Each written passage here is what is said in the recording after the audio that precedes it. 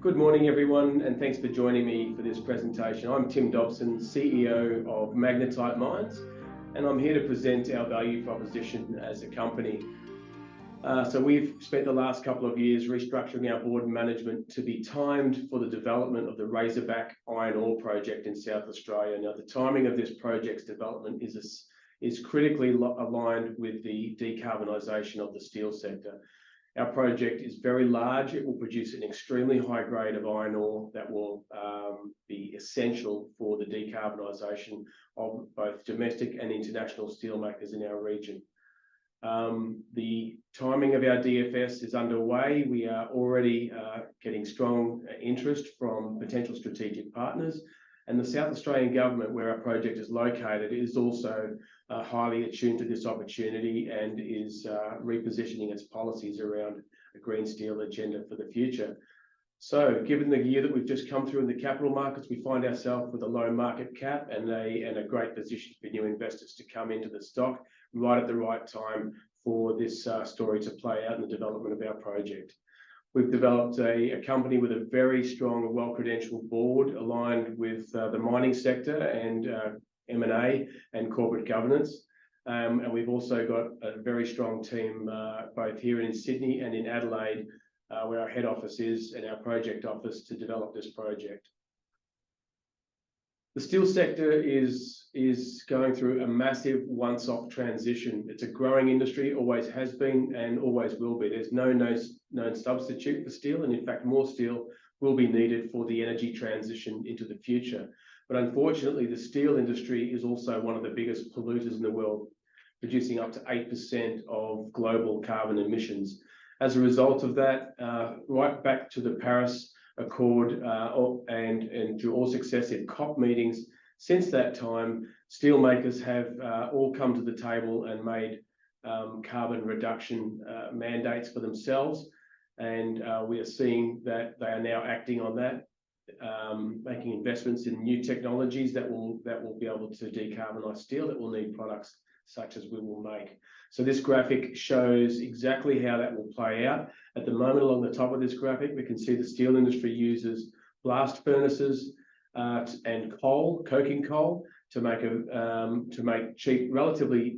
steel relatively cheaply, however, with a very high carbon footprint. To turn that into green steel, the only known technology that's been commercialised to date is to use electric arc furnaces. You can see that they're on the right-hand side as we go down the chart, and then to use direct reduced iron inputs and scrap inputs into those electric arc furnaces, which are run on renewable energy. And then finally, we get down to the bottom, which is the end game. That's to use only hydrogen and not even natural gas to do the reduction part of steel making. So this means that we can go all the way from iron ore through to steel without using carbon inputs. And that's what we call green steel.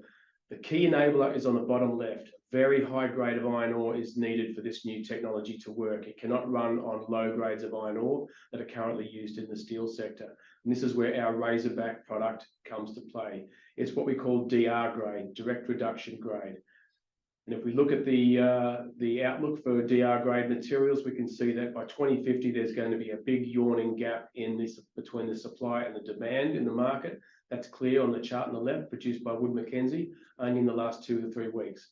On the right-hand side of the chart, you can see that the top left-hand corner is rarefied atmosphere. This is where DR grade lives. It's a very high grade of iron on the y-axis and very low level of impurities on the x-axis.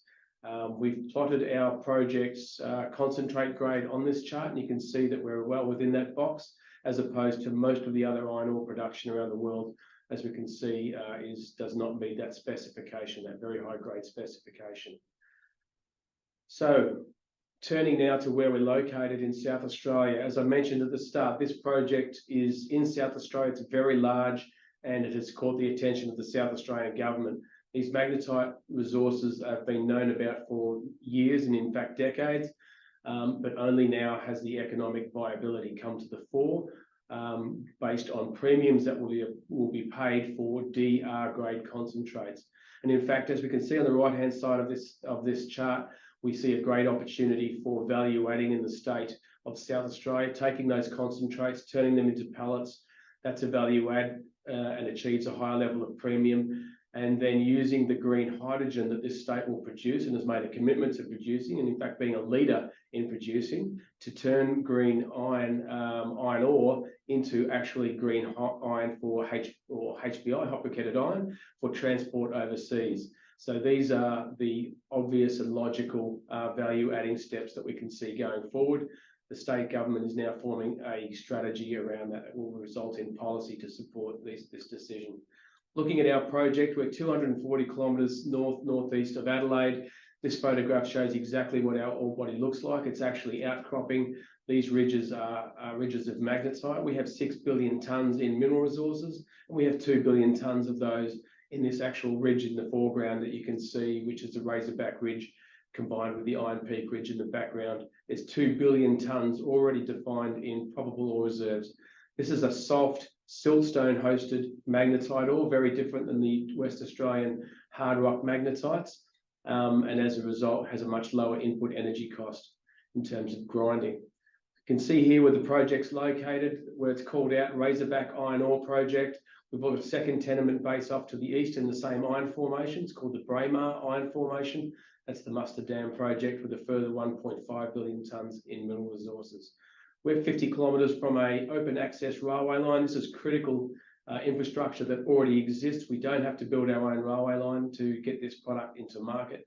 That's a critical feature of where we're located.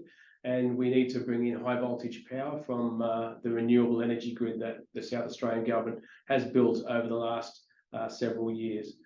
As you can see, we have 2 port options. Whyalla is an existing port that's running, or they're both existing ports, but Whyalla is an existing iron ore port that's actually already transporting iron ore off to global markets, and where there is capacity for our product to come through. Port Pirie is an even closer port. It's an operating port in an industrial town, and we see that as a logical location where the value adding will take place into the future.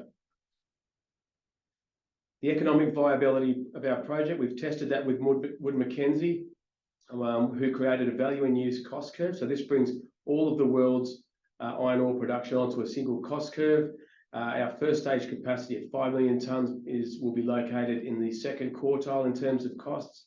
And as we go up to 10 million tonnes as the logical expansion stage, it will pull us down through the economies of scale into the first quartile. So a very viable economic proposition for this project and the concentrates that it will produce.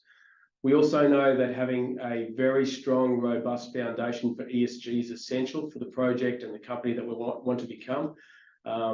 And we've created our own brand for sustainability. We've called it Foresight, and we're already delivering key projects around stakeholder engagement into that, and also identified the appropriate assurance standards and disclosure standards pathway that we will follow so that we're aligned with our customer base, which is, of course, downstream steelmakers into the future. So we've had a very strong and robust attention to our ESG platform. We're halfway through DFS studies now. If you look to the left of this diagram, you can see a series of technical and also approvals and other works that we've done in the last year. Looking forward now, we need to get our mining lease proposal in. We're planning to do that within the next 3 to 6 months, secure water supply, port access, and through to the completion of a DFS. As I mentioned at the start, we've had strong support from strategic partners in this project. So I spend a lot of my time in discussions with strategic partners. These are steelmakers and trading groups ahead of the steelmakers. We have a data room open at the moment. We have 10 participants in that data room as we speak, and are progressing their due diligence as we move towards transactional discussions.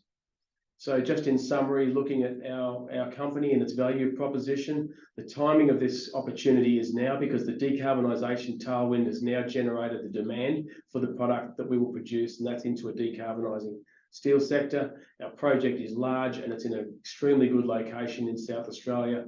We're progressing it to development through a definitive feasibility study, and right now is a very good time to get into our stock, given that this year's capital markets have been closed and has resulted in us being timed right now with a very low market cap, that we will increase the gap between our market cap and our project value over the coming year with some new announcements. So thank you very much for listening, and have a great day.